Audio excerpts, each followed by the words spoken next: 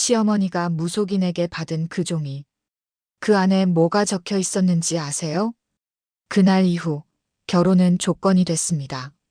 저와 민우는 길게 사귄 편이었습니다. 서로 공부하느라 바빴고 취업도 늦어서 자연스럽게 결혼 얘기는 뒤로 미뤄졌죠. 우리 조금 더 모으고 안정되면 결혼하자. 그게 우리 사이에서 이미 굳어진 약속이었고 저는 그 계획이 가장 현실적이라고 믿었어요. 그런데 어느 날 민우가 퇴근하자마자 현관에서부터 말투가 좀 이상했습니다. 윤지야, 우리 올해 안에 결혼해야 할 것 같아. 저는 젓가락을 내려놓고 그를 바라봤습니다. 갑자기? 왜? 그러자 민우가 깊게 한숨을 쉬더니 난감하다는 얼굴로 말을 이어갔습니다. 엄마가 오늘 사주 보셨는데 우리가 올해 안에 결혼 안 하면 이혼할 팔자래. 순간 저는 민우 얼굴을 한참 바라봤습니다. 지금 그걸 진지하게 말하는 거야? 제가 피식 웃으며 넘기려 했지만 민우는 진심이었어요. 윤지야, 엄마가 날짜까지 받아오셨어. 이번 달이 아주 좋대. 그때 등줄기가 서늘해졌습니다. 이게 우리의 결혼이 아니라 시어머니의 일정인가? 불길한 느낌이 스치고 지나갔죠. 민우야, 우리 준비 하나도 안 됐잖아. 결혼 자금도 그렇고 서로 정리해야 할 것도 많고 갑자기 이렇게? 그러자 민우는 아무렇지 않게 말했습니다. 그건 엄마가 해결해 주신대. 집도 하나 해주신다고 했어. 집을? 응. 그러니까 우리 올해 안에 하면 되잖아. 나쁘지 않지 않아? 그 순간 저는 마치 누군가가 제 인생의 핸들을 빼앗아간 느낌이었어요. 우리가 얘기해서 정하는 결혼이 아니라 누군가 정해놓은 결혼식을 내가 따라가는 사람 같았죠. 민우야, 이렇게 갑자기 모든 게 바뀌면 나는 좀 불안해. 그러자 그는 오히려 제가 이해 못한다는 듯한 표정으로 말했습니다. 걱정할 필요 없어. 우리 엄마 사주는 진짜 잘 맞아. 그냥 올해 안에 하자, 응? 그 말을 듣는 순간 속에서 작은 목소리가 말하더군요. 이 결혼 뭔가 이상하다. 하지만 그 목소리는 너무 작아서 저는 결국 고개를 끄덕이고 말았습니다. 그래, 일단 얘기부터 들어보자. 그때는 몰랐죠. 그날 민우가 건넨 말들이 제 인생의 균열을 만들고 있었다는 걸. 민우 말대로 며칠 뒤 저는 예비시가에서 저녁을 함께하게 됐습니다. 분위기는 겉보기엔 평온했지만 이상하게 저만 긴장하더군요. 그러다 시어머니가 갑자기 제 손을 살포시 잡았습니다. 윤지 씨, 우리 민우랑 올해 안에 결혼해야 해요. 사주가 그렇게 나왔어요. 저는 애써 미소를 지으며 말했습니다. 안 해. 민우한테 대충 들었습니다. 그런데 저희가 준비가 아직. 그 순간 시어머니가 말을 끈 듯 웃으며 말했죠. 준비는 우리가 도와줄게요. 신혼집 말인데 엄마가 서울에 집 하나 해줄게. 그 말이 떨어지는 순간 방 안 공기가 미묘하게 변했습니다. 저는 놀라서 크게 눈을 떴고 민우는 자신이 한 건도 아닌데 왜인지 당당한 표정이었죠. 어머니 집을요? 제가 조심스럽게 묻자 시어머니는 다정한 듯하지만 묘하게 단단한 목소리로 이어갔습니다. 요즘 집값 비싸죠? 두 사람 모아둔 돈으로는 어렵잖아요. 그래서 엄마가 저층으로 하나 알아봤어요. 43평인데 아주 좋아. 저는 속으로 저층, 43평, 신혼집, 수백 가지 생각이 스쳐갔습니다. 단순히 집을 준다는 말은 고마웠지만 평수와 층수를 이미 정해놓은 게 걸렸습니다. 그래서 슬쩍 물었습니다. 43평은 조금 크지 않나요? 작은 평수로 가면 차액으로 혼수를 더 알차게 준비할 수도 있고. 그러자 민우가 제 말을 자르듯 말했습니다. 윤지야, 엄마가 다 생각해서 정한 거야. 우리 둘 사주를 보면 저층이 잘 맞는다더라. 저는 순간 아무 말도 할 수 없었습니다. 신혼집 크기까지 사주로 정한다고? 그러자 시어머니는 진지한 얼굴로 덧붙였죠. 민우가 토 기운이 부족해서 넓고 낮은 집이어야 기운이 안정된대요. 작은 평수는 절대 안 돼요. 저는 말문이 막혀 웃음이 나올 뻔했습니다. 아네. 그렇군요. 하지만 제 표정은 분명 흔들렸을 겁니다. 시어머니는 그 눈빛을 놓치지 않은 듯 말을 이어갔죠. 그리고 집을 우리가 해주는 만큼 몇 가지 지켜줬으면 하는 게 있어요. 그 말에 저는 등골이 오싹해졌습니다. 지켜야 하는 게요? 네, 큰 거 아니에요. 사주가 좋게 흐르려면 신혼 초에 몇 가지 해야 해서. 그 말투 자체가 이미 예사롭지 않았습니다.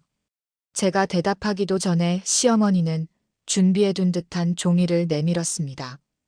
종이 위에는 깔끔한 글씨로 여러 줄의 항목이 적혀 있었죠. 결혼 첫해 아내, 아이 갖기 허니문 베이비 권장. 집 비밀번호 시어머니와 공유. 매달 사주에 맞춰 집 구조 일부 조정. 주말엔 반드시 시가에서 식사. 제사 연 5회 참석 및 음식 준비.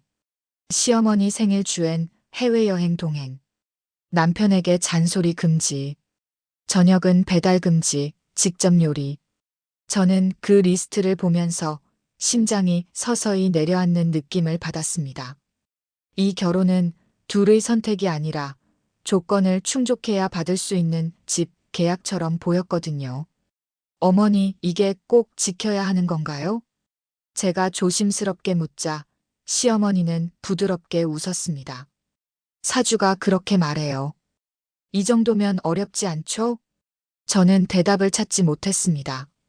그러자 민우가 제 어깨를 툭 치며 말했습니다. 윤지야, 괜찮아. 엄마 취미잖아.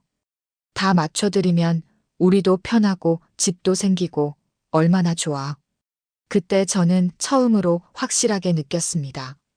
민우는 결혼을 둘의 삶이 아니라 엄마가 그려준 틀 안에 들어가는 과정으로 보고 있다는 걸. 그리고 그 틀의 크기가 생각보다 훨씬 컸다는 걸요. 시어머니가 내민 요구사항 리스트를 집에 돌아와 다시 펼쳐보았을 때 저는 한참 동안 아무 말도 못했습니다. 종이 자체는 얇았는데 그 안에 적힌 내용은 제 삶 전체를 덮어버릴 만큼 무거워 보였죠. 허니문 베이비 권장. 비밀번호 공유. 주말 시가 식사 의무. 제사 5번 참석. 사주에 맞게 집 구조 변경. 저는 한 줄 한 줄 읽을 때마다 숨이 더 타들어가는 느낌이었어요. 그때 민우가 제 옆에 앉으며 말했습니다. 윤지야, 너무 부담 갖지 마. 다들 결혼하면 이런저런 요구는 있잖아. 저는 천천히 고개를 들었습니다. 이건 그냥 요구가 아니야. 집을 조건으로 결혼 생활을 설정해 놓은 거잖아. 그러자 민우는 나를 이해 못한다는 듯 웃었습니다. 아니야. 우리한테 집도 해주는데 이 정도는 맞춰드릴 수 있지. 엄마 취미라니까. 사주 보는 거. 저는 그 말이 더 충격이었습니다. 민우야, 집 비밀번호를 왜 공유해? 결혼집이 우리가 사는 집인데 사생활은 엄마가 기운 돌게 해줘야 한다잖아. 잠깐 들어오시는 거지 뭐. 저는 말문이 막혔습니다. 타인의 가치관을 존중하는 것과 내 개인 영역을 침범당하는 것은 전혀 다른 문제였거든요. 그리고 주말마다 시가에서 밥 먹는 것도 제사는 5번, 허니문 베이비는 또 뭐야? 민우는 진지하게 대답했습니다. 엄마가 그러는데 첫 해에 아이가 들어서야 사주가 좋아진대. 우리가 잘 살려면 그게 필요하대. 그 말을 듣는 순간 머리가 멍해졌습니다. 우리의 결혼이 아니라 이 집안의 계획 속에 내가 들어가는 건가? 저는 조심스럽게 물었습니다. 민우야, 너는 이 리스트 보고 아무렇지 않았어? 민우는 당연하다는 듯 말했죠. 응. 난 괜찮아. 윤지 너한테도 어렵지 않은 내용이잖아. 엄마 비위 잘 맞추면 편하게 살 수 있어. 그 말. 딱 그 말이 제 마음이 뚝 하고 꺾이던 순간이었습니다. 편하게 살기 위해 누군가의 비위를 맞추는 삶. 그 대상이 시어머니라는 것보다도 민호 자신이 아무 문제의식을 못 느낀다는 사실이 저를 더 무너뜨렸습니다. 민호야, 혹시 우리가 결혼하면 너는 엄마 편을 들 거야? 내 편 말고. 제가 그렇게 묻자 민호는 잠시 고민하는 듯 하더니 아주 담담하게 말했습니다. 아니, 그게 아니라 엄마 말이 맞을 때가 많으니까. 괜히 충돌 만들지 말고 그냥 맞춰 살자. 저는 속으로 느꼈습니다. 이 리스트보다 더 무서운 건 민우가 그 어떤 항목을 불합리하다고 느끼지 못한다는 사실이라는 걸. 그날 밤 저는 한참 동안 잠들지 못했습니다. 종이 한 장이 이렇게 사람을 숨막히게 할 수 있다니. 하지만 이상하게도 마음 한구석에서는 아주 작은 저항감이 자라고 있었습니다. 이 결혼 정말 해도 되는 걸까? 그 질문이 처음으로 선명하게 떠오른 순간이었습니다. 요구사항 리스트를 받아온 다음 날, 저는 하루 종일 마음이 편치 않았습니다. 출근길 지하철에서부터 퇴근길 버스 안까지 머릿속엔 그 종이 한 장이 계속 떠올랐죠. 허니문 베이비, 비밀번호 공유, 매달 구조 변경, 이게 결혼인가? 답이 나오지 않아 집에 들어가자마자 민우에게 먼저 말을 꺼냈습니다. 민우야, 어제 어머니가 주신 리스트 솔직히 말해서 너무 과해.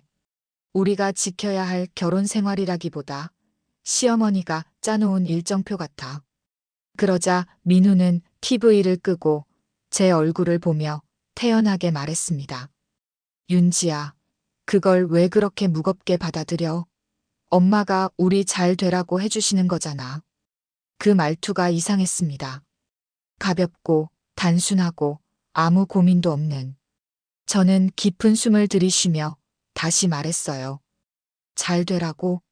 비밀번호는 왜 공유해야 하고 사주에 맞춰 집 구조는 왜 매달 바꿔야 해? 우리는 둘이서 살아야 하는데 우리 의견은 어디 있어? 그러자 민우는 오히려 제가 이상한 사람이라는 듯 말했습니다. 아니, 그 정도는 맞춰드릴 수 있잖아. 집도 해주시는 거야. 다들 결혼하면 어느 정도는 시댁에 맞추고 사는 거지. 저는 순간 마음이 철렁 내려앉았습니다. 다들이라는 단어에 숨겨진 게 뭔지 너무 잘 보였거든요. 민우의 기준은 항상 엄마였고 그 기준을 제가 이해하지 못하면 예민한 사람이 되는 구조였죠. 민우야, 결혼은 둘이 만드는 거야. 그런데 우리가 원하는 건 하나도 안 묻고 이미 정해진 틀에 내가 맞춰 들어가야 하는 느낌이야. 그러자 민우는 살짝 짜증 섞인 목소리로 말했습니다. 윤지야, 그건 내가 너무 생각이 많은 거야. 사주는 우리 집이 평생 믿어온 방식이야. 충돌 만들지 말고 그냥 편하게 가자. 저는 참았던 말을 꺼냈습니다. 그럼 나도 그 방식대로 살아야 해? 내가 불편해도? 민우는 고민도 없이 말했죠. 불편할 게 뭐 있어? 나도 괜찮아. 엄마 말이 틀린 적 없었어. 그 말을 듣는 순간 온몸이 차갑게 식었습니다. 너는 괜찮지만 나는 괜찮지 않아. 그 차이를 그는 몰랐고 알려고 하지도 않았습니다. 민우야, 혹시 결혼하면 너는 엄마 편을 들 거야? 내 편보다? 제 질문은 간절했지만 그의 대답은 차가울 만큼 단순했습니다. 엄마는 우리가 잘 살라고 하는 거니까 괜히 맞서지 말고 따라가는 게 맞지. 그 순간 저는 확실해졌습니다. 문제는 리스트가 아니었습니다. 그걸 받아들이라고 강요하는 민우의 태도, 그리고 그가 우리가 아니라 엄마를 기준으로 결혼을 바라보고 있다는 사실이었습니다. 민우야, 나는 점점 불안해. 이런 식으로 시작하는 결혼이 맞는 걸까? 제가 조심스레 말하자 그는 오히려 제 탓을 했습니다. 왜 이렇게 복잡하게 생각해? 집 받는 게 어디 쉬운 일이야. 감사해야지. 그 말에 저는 더 이상 아무 대답도 나오지 않았습니다. 감사를 강요하는 결혼, 조건을 맞춰야만 유지되는 사랑, 그리고 제 불안은 사치처럼 취급되는 관계. 그날 밤 저는 베개에 얼굴을 묻고 한참을 생각했습니다. 이 사람과 결혼하면 내가 사라지는 건 한순간이겠구나. 그 깨달음이 너무 뚜렷해서 잠이 오지 않더군요. 시어머니의 요구사항 리스트를 받고 며칠이 지나자 이상하게도 제 일상까지 어머니의 목소리가 따라붙기 시작했습니다. 출근길에 울린 카톡 알림 하나가 첫 시작이었죠. 윤지 씨, 아침에는 꼭 창문 열어 기운 환기시키세요. 신혼 초에는 공기가 고여 있으면 안 좋아요. 저는 휴대폰을 보며 멍했습니다. 아직 결혼도 안 했는데 벌써부터 생활 패턴을 지시하는 메시지가 날아오다니. 민후에게 보여주며 말했습니다. 민후야, 이건 좀 아직 우리가 살지도 않는 집에 왜 환기 얘기를 하시지? 그러자 민후는 아무렇지 않게 대답했습니다. 엄마가 사주봤다잖아. 신혼 초에는 기운이 중요하대. 그냥 참고 넘어가.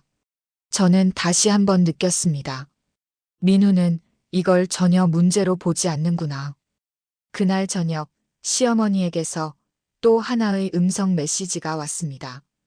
윤지 씨, 신혼집 인테리어는 제가 몇 군데 알아봤어요.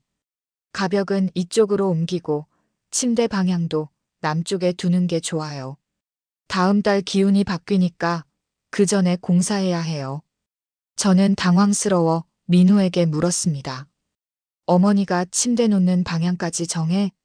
그리고 공사라니, 우리 아직 계약도 안 했는데? 민우는 도리어 제게 의아하다는 표정을 지었습니다. 엄마가 조언해 주시는 거잖아. 나쁜 의도도 아닌데 왜 이렇게 거부감이 있어? 거부감? 그 단어가 묘하게 마음을 찔렀습니다. 나는 지금 당연히 불편한 상황을 말하고 있는데 민우는 그걸 내 심리 문제로 돌리고 있었습니다. 며칠 후에는 더 황당한 일도 벌어졌습니다. 퇴근길에 시어머니에게서 전화가 왔는데 대뜸 이렇게 말하시는 겁니다. 윤지 씨, 다음 주 주말에 시간 비워놔요. 사주상 그날 둘이 시댁에서 밥 먹어야 기운이 좋아. 일정을 조절해 주세요. 저는 순간 멍하니 대답했습니다. 어머니, 그날은 이미 약속이 있는데요. 그러자 시어머니는 단단한 목소리로 말했죠. 그럼 깨세요. 결혼할 사람이면 이 정도는 맞춰야죠. 전화를 끊고 한참 동안 말이 나오지 않았습니다. 아직 결혼도 안 했는데 내 시간과 약속은 아무 의미가 없는 걸까? 집에 돌아와 민우에게 상황을 이야기했습니다. 어머니가 내 약속을 깨라고 하셨다고? 나는 이건 좀 아닌 것 같아. 그러자 민우가 피곤한 얼굴로 말했습니다. 윤지야, 왜 이렇게 매번 큰일처럼 말해? 그냥 맞춰드리면 되잖아. 엄마가 너 싫어서 그러는 게 아니야. 저는 결국 참았던 말을 꺼내버렸습니다. 민우야, 나는 내 엄마 비위 맞추려고 결혼하는 게 아니야. 결혼은 둘이 만드는 거라고. 하지만 민우는 또 예상대로였습니다. 그래도 집 받잖아. 집 받으면 어느 정도는 맞춰야지. 세상에 완벽한 결혼이 어디 있어? 그 순간 마음 깊은 곳에서 탁 하고 무언가 끊어지는 느낌이 들었습니다. 집이라는 두 글자 때문에 내 삶의 경계를 계속 침범당해야 한다는 것. 그리고 그걸 당연하게 여기며 감사해야 한다는 사람과 결혼해야 한다는 것. 그 모든 게 견딜 수 없이 답답했습니다. 잠들기 직전 저는 스스로에게 조심스레 물었습니다.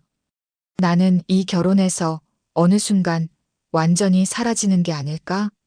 그리고 마음속 깊은 곳에서 아주 작지만 확실한 대답이 들렸습니다. 이대로 가면 정말 그렇게 될 거야.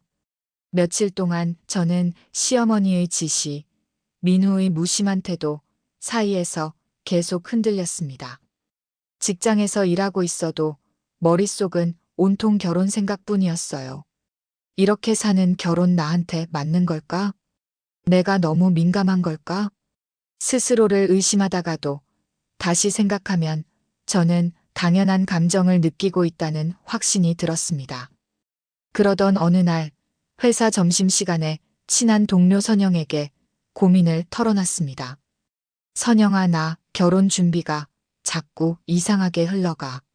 시어머니가 사주에 너무 집착하고 요구사항도 너무 많아. 선영은 젓가락을 내려놓고 저를 똑바로 바라봤습니다. 윤지야, 그거 빨간불 켜진 거야. 결혼 전에 저 정도면 결혼 후엔 훨씬 심해져. 근데 민우는 그걸 다 자연스럽다고 생각해. 자연스럽다고? 그게 더 문제지. 내가 불편하다고 말하는데도 못 알아듣는 건 앞으로도 못 알아듣는다는 뜻이야. 그 말이 가슴에 깊게 박혔습니다. 퇴근길엔 엄마에게도 전화를 걸었습니다. 엄마, 나 결혼 잘하고 있는 거 맞아? 저는 결국 울컥해서 울음까지 섞어 말했어요. 시어머니는 나를 며느리가 아니라 무슨 사주 도구처럼 생각하는 것 같아. 엄마는 잠시 조용하더니 말했습니다. 윤지야, 집 준다는 말에 혹해서 내 자신을 잃어버리면 안 된다. 결혼은 평생을 같이 사는 건데 너를 존중하지 않는 집안이라면 다시 생각해보는 게 맞지. 그 말은 너무 현실적이어서 오히려 가슴이 더 아팠습니다. 그래, 이게 내가 느끼던 문제였어. 날 존중하지 않는 집. 그날 저녁 민우가 먼저 연락해 왔습니다. 윤지야, 엄마가 이번 주 일요일에 집 구조 보려고 오신대. 시간 비워놔. 저는 결국 답장을 보냈습니다. 민우야, 우리 잠깐 얘기하자. 나 지금 많이 힘들어.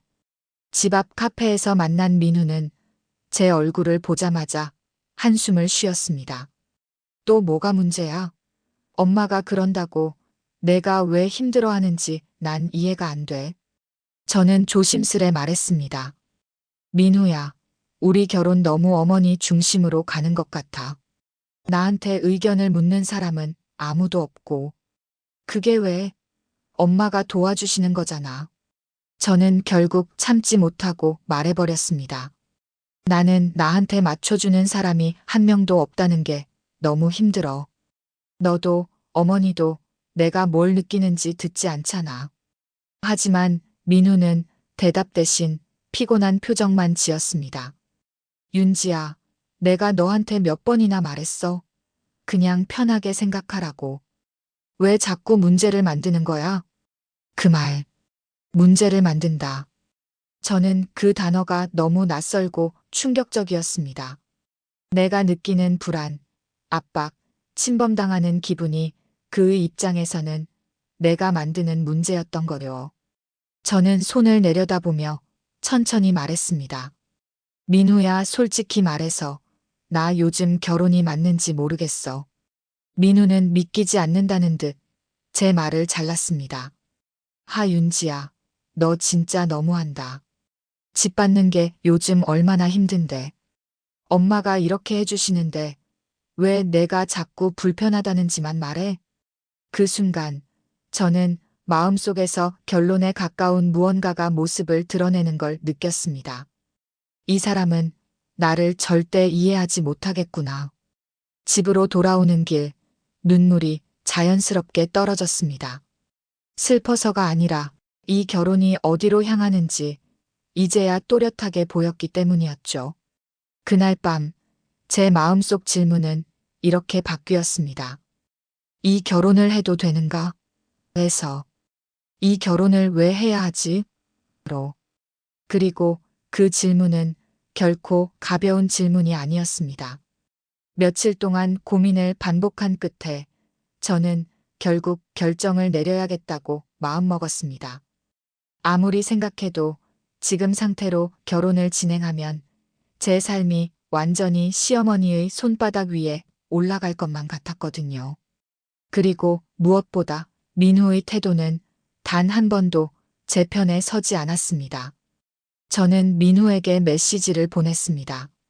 오늘 저녁 우리 얘기 좀 하자. 중요한 말이 있어. 카페에서 마주 앉은 민우는 불편한 기색이 역력했습니다. 윤지야, 또 무슨 얘기 하려고 그래? 요즘 내가 너무 예민해져서 내가 지친다. 저는 심호흡을 한 뒤 조용히 말했습니다. 우리 결혼 다시 생각해야 할 것 같아. 민우는 손에 들고 있던 컵을 내려놓고 제 얼굴을 똑바로 쳐다봤습니다. 뭐, 다시 생각해? 무슨 소리야, 갑자기? 갑자기가 아니야. 저는 차분하게 말했습니다. 한동안 계속 생각했어. 나는 이 결혼이 내가 만든 가정이 아니라 어머니가 만들어 놓은 틀에 들어가는 것 같아. 민우는 믿기지 않는다는 듯 웃었습니다. 아니, 윤지야, 도대체 무슨 틀이야? 엄마가 우리 도와주시는 거잖아. 저는 고개를 저었습니다. 도와주는 게 아니라 통제하는 거야. 통제? 민우 목소리가 조금 높아졌습니다. 엄마가 뭘 통제했는데? 집도 해주시고 혼수 부담도 줄여주시는데 내가 왜 그렇게 삐딱해? 삐딱한 게 아니야. 저는 더는 피하지 않기로 했습니다. 비밀번호 공유하라고 하고 주말마다 시댁 오라고 하고 제사 5번 참석하고 허니문 베이비 강요하고 그걸 왜 자연스럽다고 생각해? 그러자 민우는 짜증 섞인 목소리로 말했습니다. 결혼하면 다들 어느 정도는 시댁에 맞춰야 해. 그게 정상이지. 넌 왜 매사에 문제를 만들어? 그 문제를 만들어라는 말이 다시 한번 심장을 세게 찔렀습니다. 제 감정은 문제였고 그의 엄마 요구는 정상. 그게 이 사람의 기준이었습니다. 민우야, 너는 내 불편함을 이해하려고 한 적이 없어. 저는 떨리는 목소리로 말했습니다. 나는 결혼해서 둘이 사는 집을 꿈꿨지. 시어머니가 언제든 들락거리는 집을 원한 적 없어. 나는 우리 삶을 만들고 싶은 거지. 너희 집안 전통을 따라 사는 게 아니야. 그러자 민우는 비웃듯 말했습니다. 그래? 그럼 집은 어떻게 할 건데? 집 받기 싫어?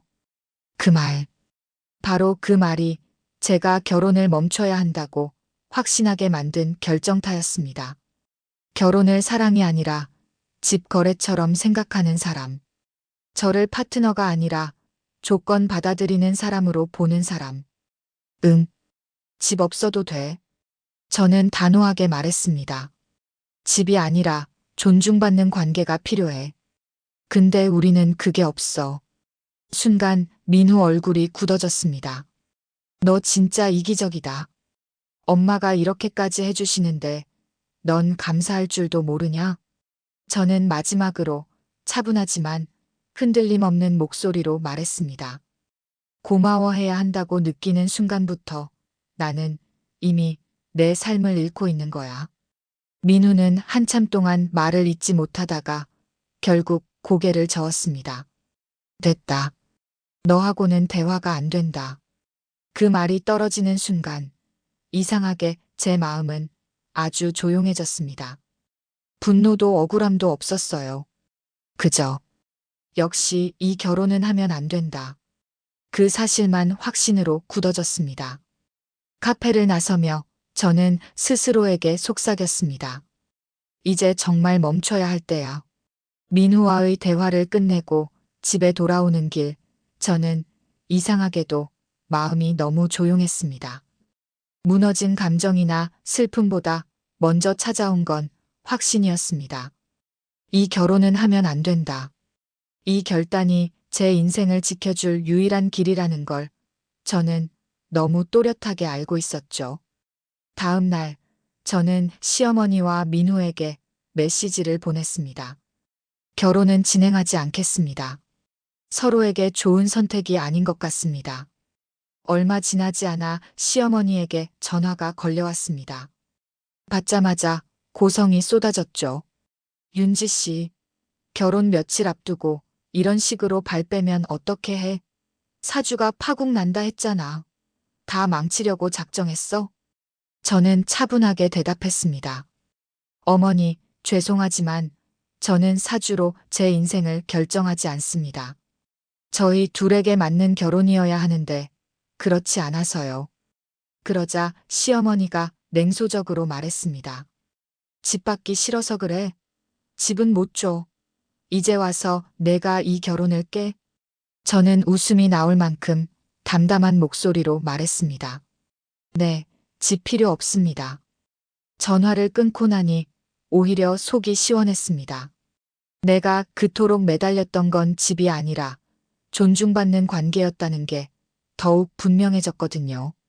며칠 후 민우에게서 연락이 왔습니다. 윤지야, 우리 다시 얘기하자. 엄마도 좀 흥분해서 그런 거고 이렇게 끝내는 건 아니지 않냐? 저는 잠시 조용히 있다가 대답했습니다. 민우야, 우리가 헤어지는 이유는 내 엄마 때문이 아니야. 내가 내 불편함을 단 한 번도 이해하려 하지 않았기 때문이야. 그러자 민우가 목소리를 낮추며 말했습니다. 내가 잘할게. 그냥 결혼하자. 집 문제도 다시 얘기해 볼게. 이때 저는 정말 명확하게 알았습니다. 민우에게 중요한 건 사랑이나 관계가 아니라 결혼 자체를 유지하는 것, 그리고 엄마가 정한 틀에서 벗어나지 않는 것이었죠. 그래서 저는 마지막으로 이렇게 말했습니다. 민우야, 나는 내 엄마의 며느리가 되려고 결혼하는 게 아니야. 그리고 너도 나를 이해하려는 마음이 없잖아. 그러니까 이 결혼은 끝이야. 그 말을 하고 나니 마음속에서 묶여있던 끈 하나가 툭 하고 끊어지는 것처럼 가벼워졌습니다. 한 달 뒤, 저는 오랜만에 혼자 여행을 떠났습니다. 아무도 간섭하지 않는 방, 제 마음대로 열고 닫는 창문, 아무도 비밀번호를 요구하지 않는 문. 아침 햇살을 받으며 저는 생각했습니다. 결혼이 내 삶을 앗아갈 것 같다면 하지 않는 게 정답이다. 돌아오는 길, 저는 제 선택을 단 한 번도 후회하지 않았습니다. 그 집안의 사주가 어떻든 43평이든 24평이든 그 모든 것보다 중요한 건 단 하나였거든요. 내 삶에서 나는 사라지지 않겠다. 그리고 저는 마침내 깨달았습니다. 그 결혼을 포기한 게 아니라 나를 지켜낸 거라는 걸. 오늘의 이야기는 여기까지입니다. 여러분의 구독과 좋아요는 영상 제작에 큰 힘이 됩니다. 구독과 좋아요 부탁드립니다.